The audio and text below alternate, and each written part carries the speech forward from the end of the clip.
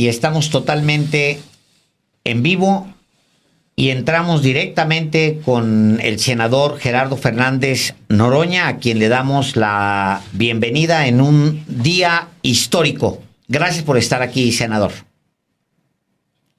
Sí, al contrario, muchas gracias a ustedes. Buenas noches al auditorio. Si de repente se corta es que están aquí llamando para una entrevista que yo no recuerdo haber dado. Entonces, bueno, ahí va a lo mejor estarnos dando un poquito de guerra. Sí, un día histórico, comparto, una buena jornada, no solo en lo personal, el movimiento, porque andaban queriendo vetar la decisión que Morena había tomado por unanimidad de que yo encabezara la mesa directiva del Senado, la presidencia.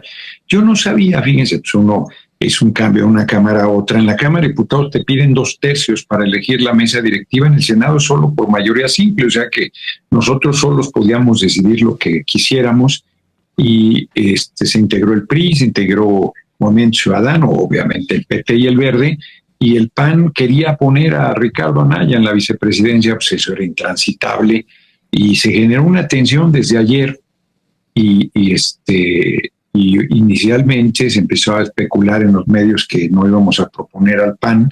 Yo insistí en que se incluyera Acción Nacional, consideraba un error dejarlo fuera, y al final entraba en razón Acción Nacional, y Adán Augusto hizo una buena interlocución, y se logró, porque además en la Cámara de Diputados es la Junta de Coordinación la que presenta la propuesta. De acá no, el grupo mayoritario presenta la planilla, y por 127 votos a favor y 1 en contra fuimos elegidos. Entonces, estoy muy contento, como les dije yo, que un plebeyo, que un hijo del pueblo encabece la presidencia del Senado. Es una gran responsabilidad, es un enorme honor. Lo haré con la entrega que me caracteriza, y se van a sorprender para bien, porque mucha gente piensa, pues quién sabe qué cosas piensan, ¿no? Con las campañas estas que me han hecho de bestia peluda, pero voy a seguir en el debate. Cuando eso haga, me bajaré de la mesa directiva, me iré a mi escaño, y desde ahí pediré la palabra y participaré como un senador más, pero la mayor parte del tiempo estaré conduciendo los debates, que van a ser muy intensos. Empezamos con el de la reforma al Poder Judicial, nada más y nada menos, una vez que nos lo envíe la Cámara de Diputados. Estamos, aunque pueda parecer un lugar común, viviendo tiempos históricos. En el caso particular del Congreso, pues qué duda cabe que es el primer Congreso de izquierda en la historia de México, porque si bien hace 6 años la Morena y sus aliados alcanzaron mayoría absoluta, la mitad más 1 en la Cámara de Diputados y en el Senado, ahora hay una mayoría constitucional que sí impone una condición sin antecedente en la historia de México, y le confiere también a la izquierda una enorme responsabilidad. Ahora, en el caso tuyo, senador, pues es presidir la Cámara Revisora, en particular de reformas constitucionales. ¿Qué representa este Congreso para no solo la izquierda, sino para México? Yo decía hoy que los hijos y las hijas del pueblo habíamos llegado al Senado, y como bien lo comentas, por primera vez en la historia de la patria, la izquierda tiene mayoría para hacer las reformas constitucionales que nos comprometimos, que el país necesita. Y eso es una fuerza enorme, que todavía también en entrevistas, no, pero van a dialogar. Claro que vamos a dialogar para enriquecer nuestras propuestas, pero si están en contra, mala tarde, porque nosotros vamos a cumplir el mandato de las urnas del 2 de junio. Entonces, es una situación excepcionalmente afortunada, porque gracias al respaldo popular tenemos los números. Hubo una presión, como lo estaban en la nota que acaban de presentar, denunciando el compañero presidente. Hubo presiones enormes a las consejeras y consejeros del INE primero y a las magistradas y magistrados del Tribunal Electoral para que no reconocieran la mayoría calificada que el pueblo nos dio, sin ninguna duda. Y ahora ya integradas ambas cámaras con mayoría calificada en ambos casos, se abre una oportunidad enorme que no vamos a dejar pasar y que es efectivamente estar a la altura del momento histórico que estamos viviendo, cumplir los compromisos y cumplir el mandato de las urnas. No se pudo hacer en el pasado gobierno a pesar de la enorme fuerza del compañero presidente y de su liderazgo, primero porque se ganó con mayoría simple, que no era nada menor, 53% de los votos de él. Logramos mayoría calificada en una alianza electoral en la Cámara de Diputados, pero no la teníamos en la Cámara de Senadores. Hoy lo tenemos en ambas cámaras y eso nos allana el camino para hacer todas las reformas que el país necesita. De aquí al 2027 nosotros debemos hacer todas las reformas. Eso significa pues sacar la agenda, que es muy ambiciosa, que la presidenta electa le planteó al pueblo de México para que no hubiera sorpresas, para que mañana no salgan como suelen salir con que vienen con una reforma para... No, ahí está, el documento es público, ella lo leyó, hay 100 propuestas ahí muy claras, entre ellas, y esa es mi pregunta, senador, entre ellas está la reforma electoral. O sea, una reforma electoral que plantea pues lo que el presidente mismo había dicho hace 6 años que se podía hacer, que era pues acabar con plurinominales. ¿Siente usted que hay momento para eso, para hacerlo en este primer tramo? ¿Una gran reforma electoral? Se tiene que hacer una reforma electoral, pero vamos con la reforma al Poder Judicial por delante. Pues esa es la prioritaria. O sea, hacer una revolución es lo que estamos haciendo, que la ciudadanía, el pueblo de México, con su voto universal, secreto y directo, elija la mitad de las personas juzgadoras, tanto a nivel federal como local, en junio de 2025 y la otra mitad en junio de 2027, que haya un órgano de disciplina, que cada 9 años pues, se tengan que ir a reelección, las personas juzgadoras, se disminuye el tiempo de los ministros de la Corte, de magistrados, magistradas. Es muy importante y muchísimas reformas en materia indígena, en materia social, en materia de infraestructura, en materia de energía. La reforma en materia electoral tendrá que esperar. Sí, creo que debe salir antes de la elección de 2027, creo que debemos ir a una elección revisando el marco jurídico que tenemos en materia electoral, pero yo creo que debemos ir muy a fondo. Mira, desaparecer la representación proporcional, pues suena muy bien de que nos daría el 93% de los senadores en este momento y el 85% de los diputados, pero no es una representación lo más deseable, que refleje la edad que el país tiene. O sea, tú podrías quedarte con el 54% de los votos con prácticamente todas las posiciones. Eso no es precisamente lo más democrático. Yo creo que sería un retroceso y eso tenemos que discutirlo. Y hay mucho prejuicio sobre la representación proporcional, pero también se olvida que la primera iniciativa de reforma constitucional que hizo el compañero presidente, si bien es cierto que disminuía a 300 diputadas y diputados federales, no es menos cierto que todos iban a ser plurinominales, todos eran de lista. La República. Entonces ese tema sí tendrá que llevar una discusión inclusive dentro de Morena, dentro de los partidos del movimiento, antes de presentarla a la nación, pero todas las demás no tienen discusión.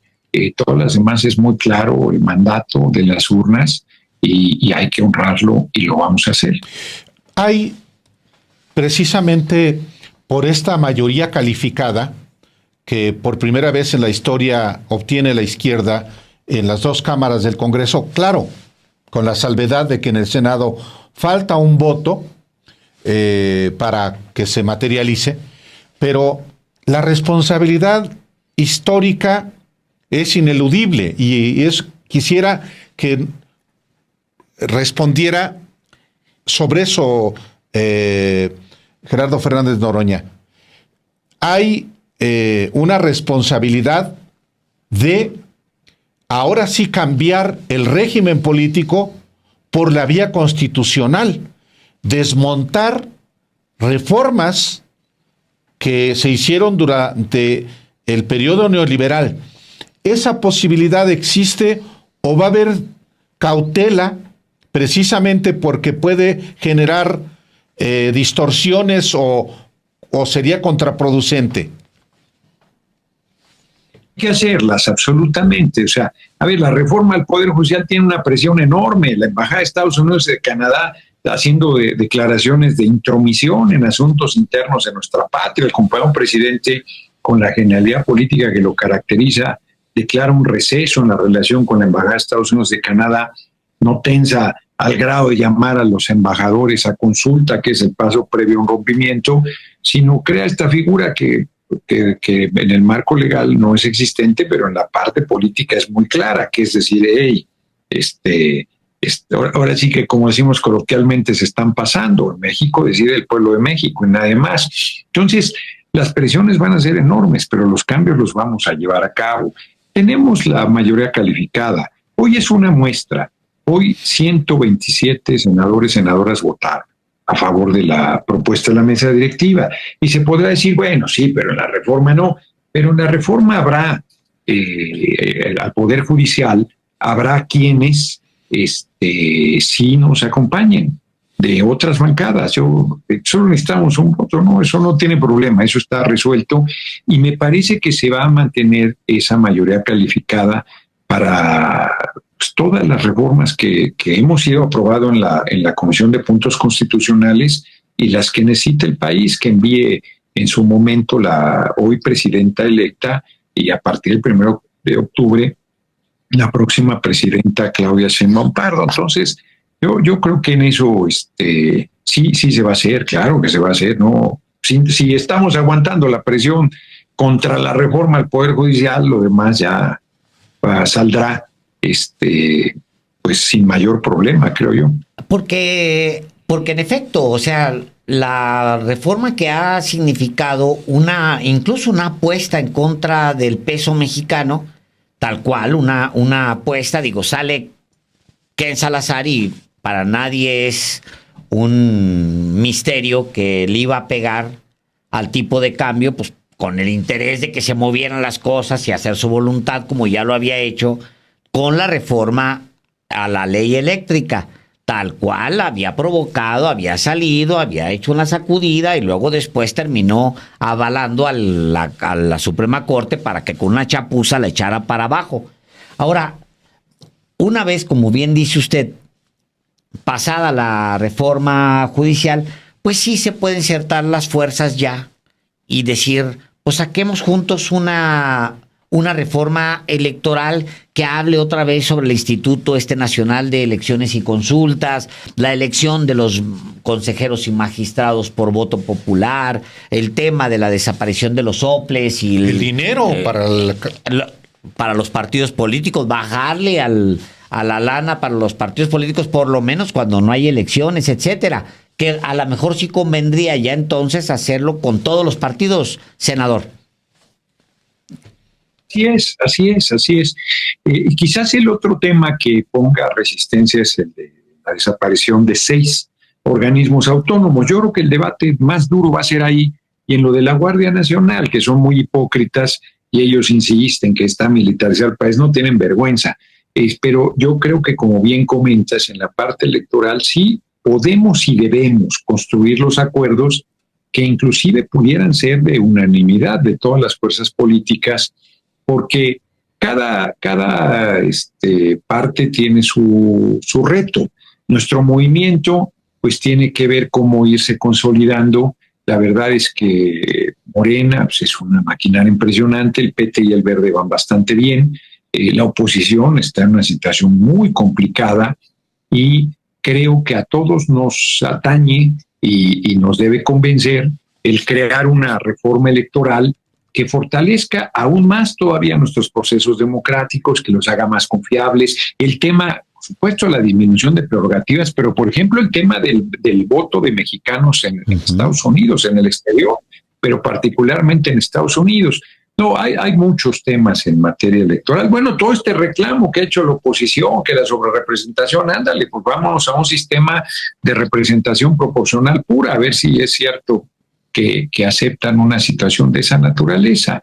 Entonces, yo creo que esa va a ser, pero vamos, ahora sí que vamos por partes, como decía Jack el Destripador, pues tenemos 18 reformas constitucionales, 17 aprobadas ya por la Comisión de Puntos Constitucionales de la que formo parte como secretario, por cierto, y que Juan Ramiro Robledo ha hecho un trabajo al frente de esa comisión espléndido, la verdad sea dicha, y además las propias reformas en muy diversos temas que nuestra presidenta electa, ya cuando esté en funciones, enviará al Congreso mexicano. Entonces, hay trabajo fuerte para estos 3 años de esta 66ª legislatura y 67ª en el caso del Senado, porque son 6 años en el Senado, y estaremos a la altura de los retos y construyendo los acuerdos o ejerciendo la mayoría que tenemos, que nos otorgó el pueblo, que para eso nos la otorgó, porque no se trata de que pues una minoría te vete, te dificulte. El pueblo nos dio este respaldo tan grande justo por la moratoria constitucional que llamaron la oposición a su permanente bloqueo a cualquier cambio en favor de los intereses del pueblo y de la patria. Entonces, estamos en un momento, como lo decía Álvaro, histórico, en un momento singularísimo, en una situación que no debemos desperdiciar, que no debemos quedarnos cortos, y es el momento. En otros países se ha convocado a congresos constituyentes, aquí con la misma estructura que el PRI y el PAN crearon, estamos en condiciones de hacer todas las reformas constitucionales que se requieran. Una última pregunta de mi parte. De pronto hay alarma en algunos sectores porque dicen, es que allá hay una dictadura, se ha sofocado la democracia o la democracia está en pausa. Precisamente por esta mayoría constitucional, sobre todo, senador, cuando escuchan que usted dice, llegamos y van a pasar muchos años para que nos saquen. Bueno, eso es una proyección política que yo tengo, pero de eso no hay ninguna garantía. Cada proceso electoral la ciudadanía tendrá que confirmarnos o retirarnos el apoyo que nos ha dado, y yo creo que por décadas lo va a seguir refrendando. Por décadas. Pero eso ya se verá.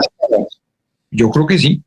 Yo creo que nosotros, que nuestra generación no va a volver a ver la derrota en la presidencia de la República. Eso lo creo yo, que nos va a chupar la bruja sin que hayamos sido derrotados electoralmente. Eso lo creo, estoy convencido.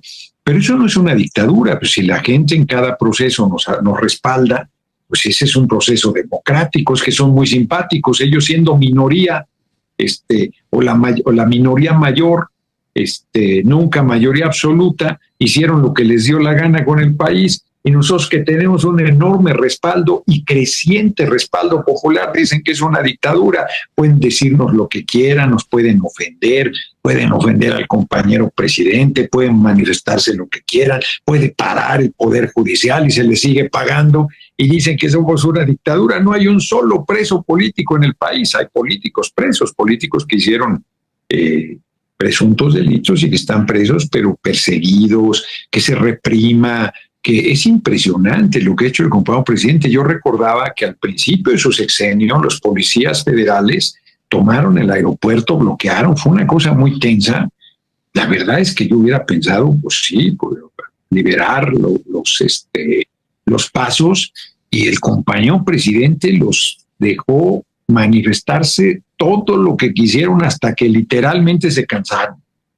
Y nos enseñó con ello que además ha sido una convicción nuestra, que nosotros no somos represores, que nosotros no somos lo mismo, que nosotros somos demócratas y respetuosos de los derechos de la gente, aunque no estemos de acuerdo en lo que está planteando.